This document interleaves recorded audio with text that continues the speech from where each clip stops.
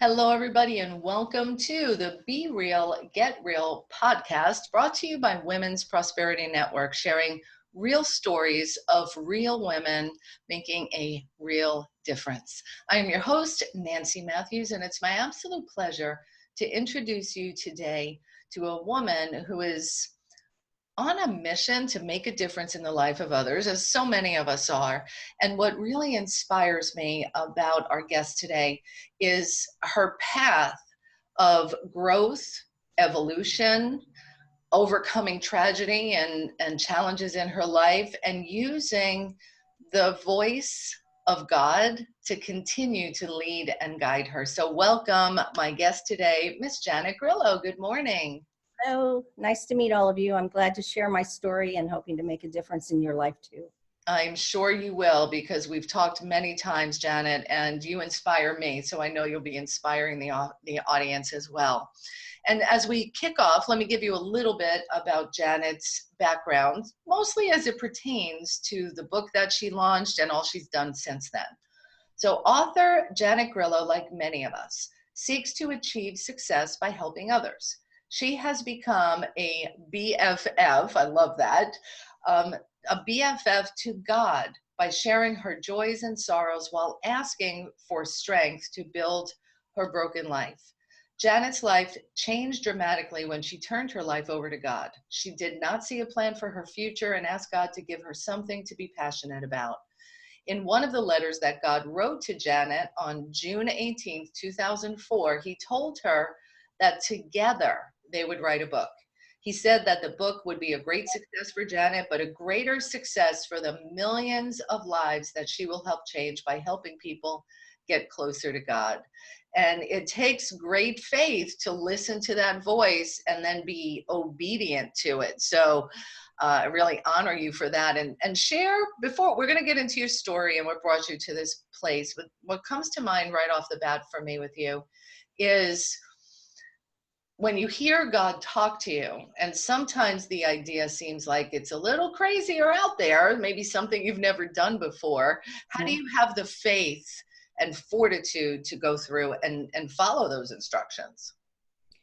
Well, first off, when I got that letter from God, and I didn't publish my book until 2018, so that letter came in to me. What I did is I sat in adoration, and I had a journal specifically that I wrote to God. And then one day I wondered, what would God say if he said something to me?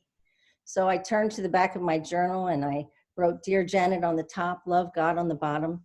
I say empty lines waited patiently while I waited anxiously to see if it was crazy or profound. And about after half an hour, my hand just started to move. The words came to me through my head, my heart, and my soul. I really, truly was not aware of what I was writing. And so when that letter came in 2004, my first reply to God was, "Really, God, me? I was in Mr. Fox's remedial reading class in the 7th grade. Surely you could have chosen someone better than me." And he goes, "No, I chose you."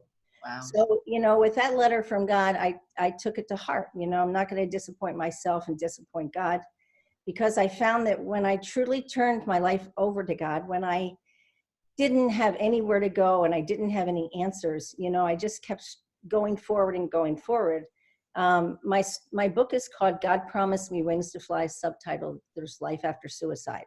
And on December 13th, 2001, my husband died tragically. To this day, I don't know if it was a suicide, assisted suicide, suggested suicide, or murder. And so I just kind of said that, and I went on an investigation, but I started keeping a journal of my life and things that happened. So when the calling came for me to write the book, I had everything. I had all the notes already in place. Matter of fact, I wrote another book, and I took it to a marketing company, and they asked me, "Why did you write this book?" And after 3 times screaming into the phone, "Why did you write this book?" I said, "I don't know. I just want people to realize that there's life after suicide." And they said, "Oh my God, that's the title of your book." I go, "The title of what book?" They said, "The book you're going to write." And I go, "Oh my God, what happened to my other book?" They go, don't worry, that'll come. So actually I am working on even a second book, which is the name of the first book that I wrote that I didn't publish. And that's called My Victory Journal. And it's a book where it'll not highlight, but it'll have bits and pieces of my story, how I went from a fetal position to a woman of strength, And then people will be writing to God on their own and discovering their true selves. They'll find their strength in their writing to God. And it's just so powerful. It's just amazing, you know. And at first, you know, you're kind of pretending because it's difficult, as we know, to believe in something that we can't see or touch or anything. But certainly the rewards of God are already all around me. I mean, I've gone into situations where I said, I have no idea how I'm going to be able to pay this one. And I go, but you know what, God, you always found a way. Mhm. So it's always like a check comes in the mail. Somebody calls me with an opportunity. Oh, can you sell this? Can you sell that? And I have never once had to worry about any money in my life because it always shows up at exactly the right time. But Beautiful. that's where my faith comes into play. So good, so good. And this is something you've obviously cultivated over many, many years. Um, Share with our listeners, I'm sure they're curious as to what it is that happened in your life that caused you to be in a fetal position. And of course, the tragic loss of your husband was Mhm. one grand piece of that. And I know there's a little bit more to that story. Well, my thought process when I, you know, came out of that fetal position, and there were so many steps, you know, that I outlined to get me there. It wasn't an overnight recovery by any stretch of the imagination. But the bottom line, I came out of it, and and my thought process was, there is no way in hell that God would make me go through this much pain without having something wonderful on the other side. And I truly didn't know what that wonderful was. And I, you know, and every time I think, oh, this is great, this is wonderful, and then all of a sudden I get another project and I go, oh my God, I can't believe I thought of this to do this. And now this last project that I'm working on, I said, really? You gotta be kidding me. But what's happened is the networking that I've been building up and not really recognizing the power of the networking and keeping those active contacts in place until this moment, you know. So just this morning, you know, I talked to someone that's going to be adding a 10 million um, base for emails that wants to join our last, you know, project that we're working on. Mhm. Amazing, amazing. And like you said, you just keep showing up and saying, really? Okay, let me take the next step. And then the next way for it to happen reveals. So you wrote the book. I know you do speaking in lots of different places, sharing your story, not just of the tragedy, but also the triumph of how you got back up again. And I know even listeners today are getting inspiration for whatever situation they're in to lift themselves up and let, you know, turn back to God. I love what you said a minute ago. There's no way he or she would have me come through and experience this much pain without there being a meaning in it or a greater purpose behind it. Yeah. And the thing that I talk about on my motivational talks, and I started out by saying, everyone has a story, but they don't feel that their story is worth being told. Mhm. What truly is, because we're more credible witnesses. I can help someone get through the emotional pain of someone that had a suicide, because I've been there, I've walked in the shoes. That's one of the things that bothered me the most when I was going through my recovery, is I'd be talking to doctors or psychologists, psychiatrists, whatever I had to do to get through the day, but they truly did not know how I feel. And it wasn't until, it's really kind of crazy, because 2 years after my husband's death, I went for a massage at a place where I had never been before. And I don't even know how I got there, but I had never been before. And then in talking with this massage therapist, she says, you know, she gave me a business card. You need to talk to this person. So I took that card and I threw it in a box on my kitchen counter with no thought of revisiting. And then 2 years after that, I was in that box and I saw the card. I picked it up like it was a command from God. And I called the person on the phone and I said, you don't know me. My name is Janet Grillo. Someone gave me your business card 2 years ago. I'm supposed to talk to you, and I don't even know why. I don't even know what you do. And so what happened was, as it turned out, she was a grief counselor at a church. She said, well, come and talk to me. I'll tell you about me. And if you feel that I can help you, then you can pay for my services. Well, when I went there and I sat there and we started talking, she asked me if I wrote in a journal, and I proudly sat up in my chair and said that I did. And then she asked me one question that changed my life forever. And that one question simply was, is when you write in a journal, do you write directly to God? I go, really? You can write to God? I didn't know you can do that. Mhm. And she said, yes. And as it turned out, both her mother and her son both committed suicide.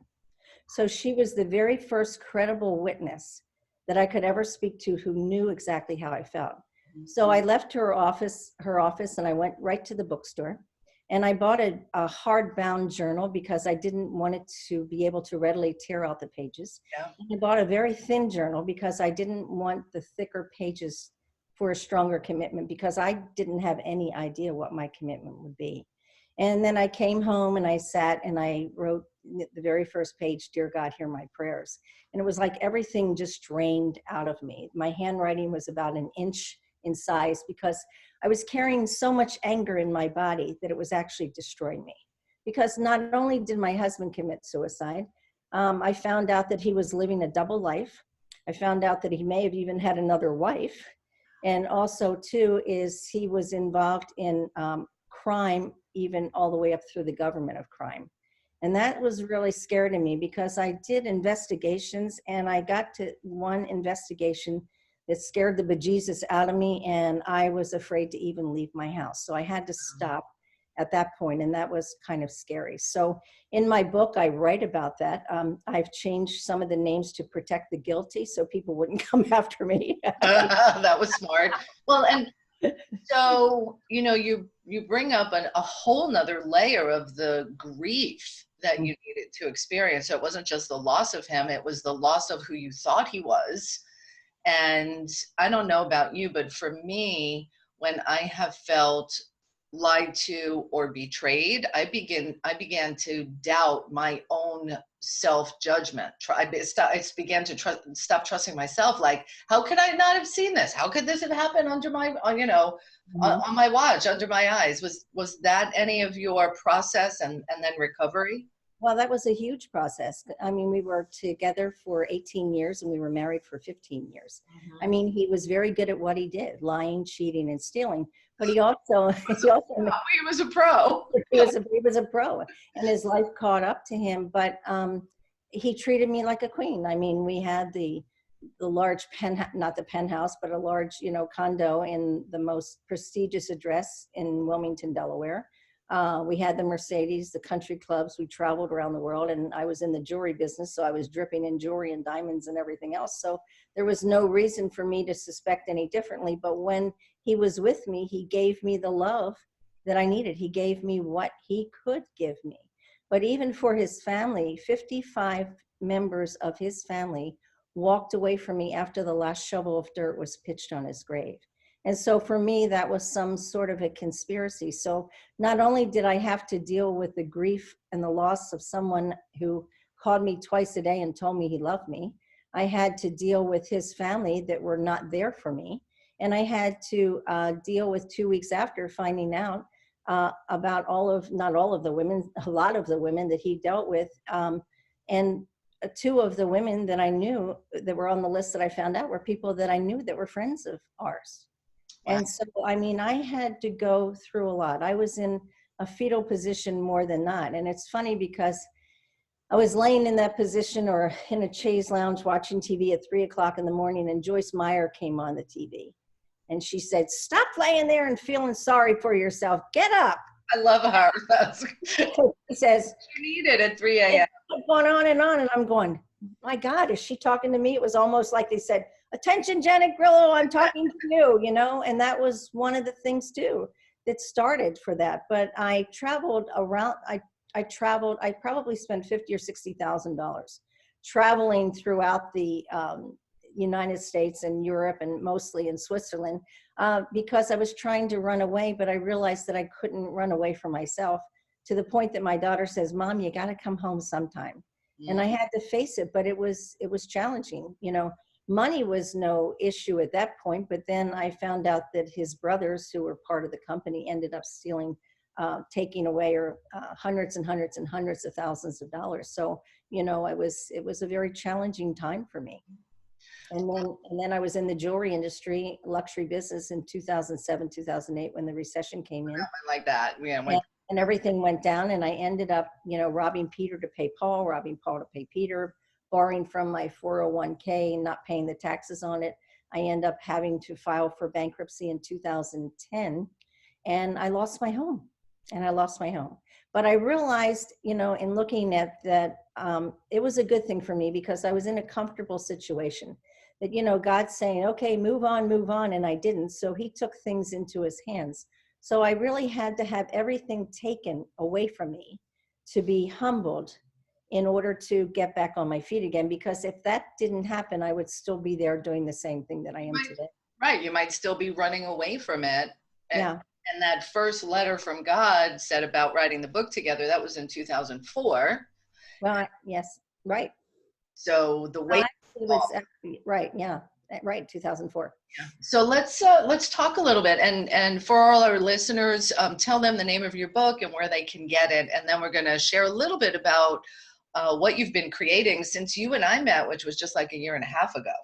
Mm-hmm. The title of my book is called God Promised Me Wings to Fly, subtitled There's Life After Suicide. The God Promised Me Wings to Fly came from my own personal quote. And that quote is, in God's silent words, he promised me wings to fly. Come hell or high water, I'm going to hold him to his promise. So that's where, yeah, so that's where that came from. And actually my first coach that I worked with, she told me that the title of my book was going to be There's Life After Suicide. And my second coach said, no, we're changing the title of your book to God Promised Me Wings to Fly, subtitled There's Life After Suicide. And I go, oh my God, I haven't even started writing the book yet, you know? So that kind of threw me into a little bit of a fetal position in a bathtub soaking for 3 hours going, where do I begin? Right. You know, and basically where I began began from my heart, you know, in the story. And the book starts out, it says, when I was 8 years old, I drowned, and I actually had an out-of-body experience that I never talked to Wow. anyone about, because I think it was to a 6-year-old or 8-year-old, I forget how old it was, you know, I thought it was normal. And it wasn't until when I was about 20 when I read the book by Raymond Moody, Life After Life, to know that that really happens and it really exists. So I didn't see people on the other side. I didn't hear music. I didn't hear anything, but I didn't remember them pulling me out of the swimming pool where I was drowning. But I do remember the rest, people crying around me, crying, and people resuscitating me. So those are the things that I remember. Mm-hmm. And I hold that very close to my heart. And you share that in your book as well. Absolutely. Mm-hmm. And so can they get your book on Amazon? You can buy the book on Amazon, and it sells for $20, or you can contact me directly, and I can, and I will send you the book, but I'll send you an autographed copy for the same $20. Oh, beautiful, beautiful. So, and that's janetgrillo.com? JanetGrilloAuthor.com. Perfect, JanetGrilloAuthor.com. All right, so let's progress, bring us to more of the current date. You have been in an amazing, since the year or so that I've met you, an amazing mode of creation and service, and really being a champion of some causes. So speak about the two causes that you've got going on right now. Okay, well, the first cause that started was about 2 years ago. Through the Quantum Leap program, Bradley Communications, the marketing group that I was marketing my book with and working with the coaches, I ended up going to New York to a national publicity summit where I had the opportunity to meet people from radio, podcasts, TV, and magazines. And when I went on that visit, I ended up meeting a woman by the name of Tammy Devine, who owns Crown City News. And it's a Sacramento-based company. It's a Christian-based company. And we just fell in love with each other. We talked on the phone and about suicide and how to get the word out there, how I can help. And for whatever reason, I said to her, one of the things that bothers me the most is veterans, because I just don't understand why you can have two veterans come home from war and maybe they've both lost their legs. What's the difference between one strapping on prosthesis legs and running a marathon, and the other becoming an alcoholic, sitting in a wheelchair, watching TV, a drug addict, and then eventually committing suicide? And I truly believe that fine line difference is the difference of being close to God, knowing that God chose you. See, that's the thing in my letter, is that God said, I chose you to make a difference, to help make a difference in the lives of others. So in my thought process and talking to people, you know, even though I can see someone that has a disability, and I'll say, you know what, consider yourself, you're the lucky one, because you're going to come through, and God chose you to go through this so that you can in turn help other people. And that's very strong for me. But what happened is that we talked about the veterans, and then I started interviewing veterans for her column, telling their stories from, where they practically committed suicide and then they didn't. And then I was interviewing one person who was what's considered to be a Gold Star mom. Her son committed suicide. And she was telling me that she had connected with a man by the name of Howard Barry from the Chicago area. Howard's son committed suicide also. And Howard started a dedication to displaying 660 flags, because on average, there's 22 veterans that commit suicide every day, 660 a month, and over 7,000 a year. Wow. So, matter of fact, don't breeze over that. Don't breeze over that, because Oh, okay, go ahead. Yeah. 22 a day is the average. Right. Every single day.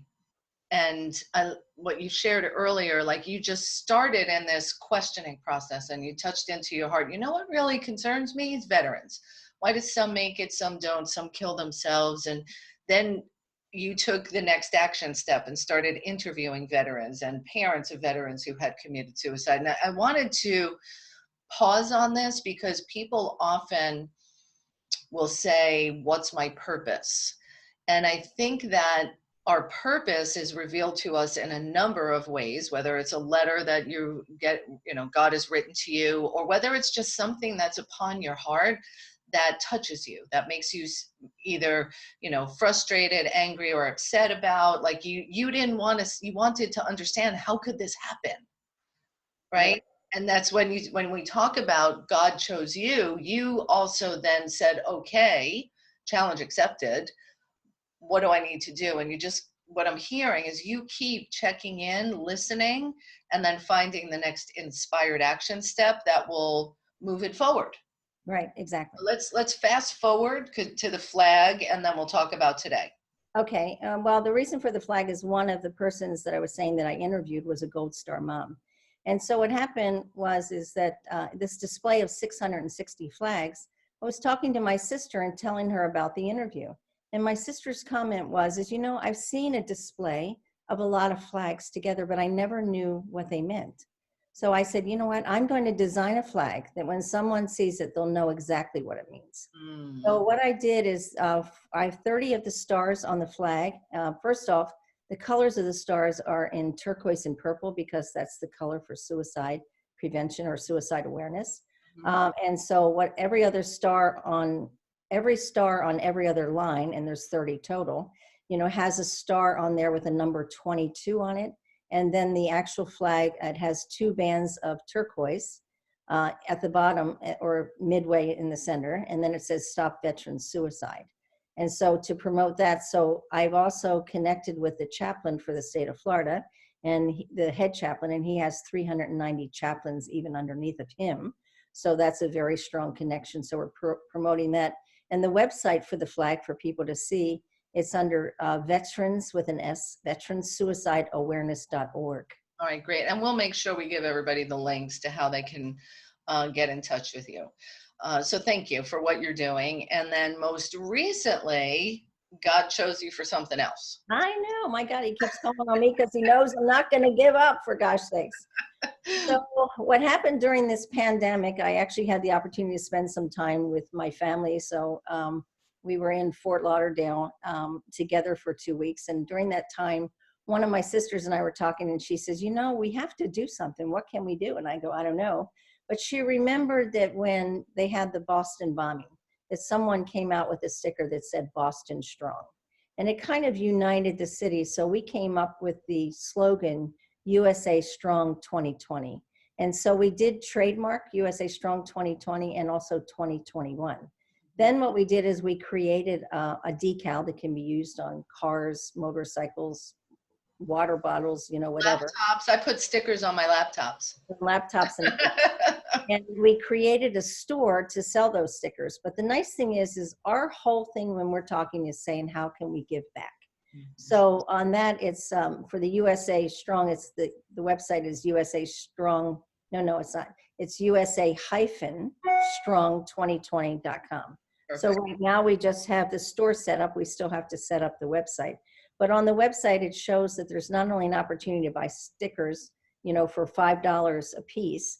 We also have a breakdown, so larger quantities of the stickers slash decals you can buy at a reduced rate, and then you can sell them and make a profit on it.